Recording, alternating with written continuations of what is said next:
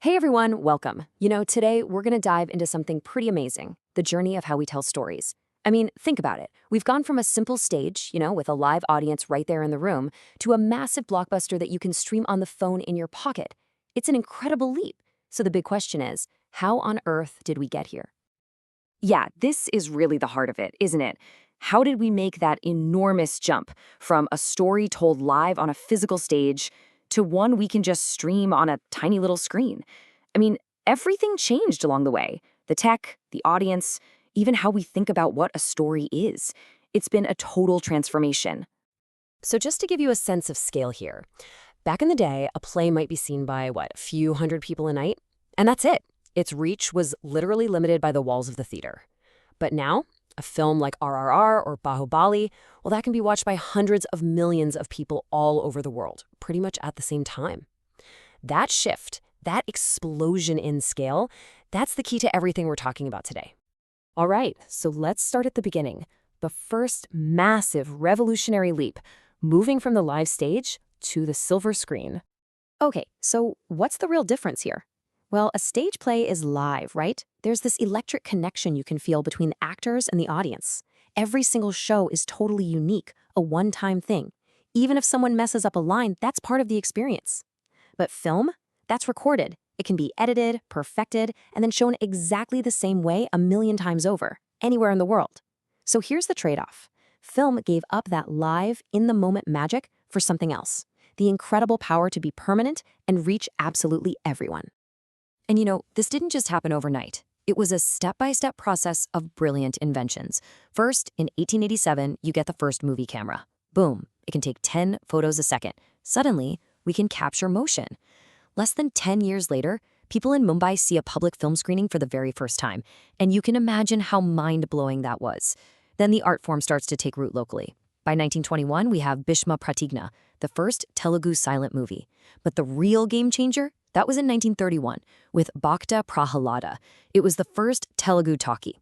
For the first time, the pictures could speak. And just like that, a whole new era of storytelling exploded into existence. So, at the exact same time that screens were starting to flicker to life, there was another revolution happening, but this one was on paper.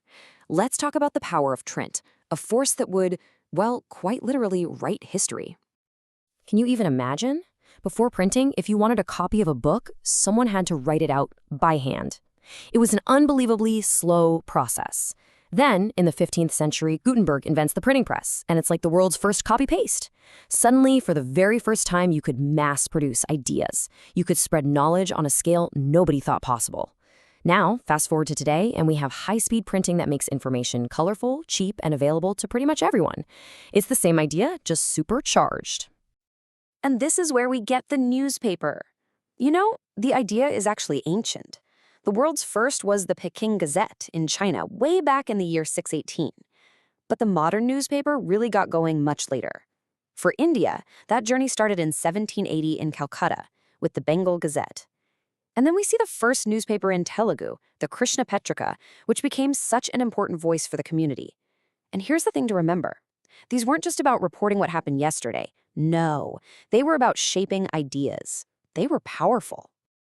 Okay, and this is where our two stories, the story of film and the story of print, crash into each other. Because both of them became absolutely essential tools in one of the most important chapters in Indian history, the freedom struggle. The press is a powerful tool for spreading ideas and mobilizing the masses against colonial rule. I mean, that quote just says it all, doesn't it? Suddenly, media wasn't just about having a good time. It was a weapon. It was a tool to spread ideas, to push back against colonial rule, and to bring millions of people together for one single cause, freedom. I mean, just look at this lineup.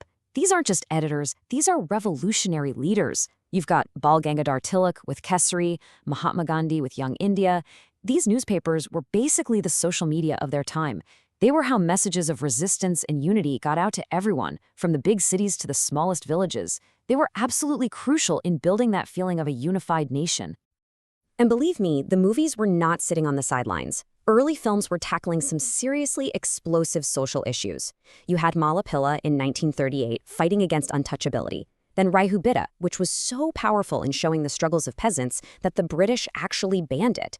And Mabumi, showing farmers revolting against feudalism. This was proof that cinema could be way more than just an escape. It could hold up a mirror to society and be a powerful call to action. So, with all this growing power and social influence, filmmaking wasn't just a niche art form anymore. It was about to explode into a massive, powerful industry. 5 to 50 crore rupees. Think about that. That's how much a single modern film can cost to make. We're not talking about small passion projects here. This is big business. It's the point where art becomes a major financial asset. You need huge amounts of money to get in the game, and you're definitely expecting a huge return on that investment. Right, so you've spent all this money making a movie. Where do you show it? Well, you need a massive infrastructure. That number you see, over 2,000, that's just the number of movie theaters in one part of India.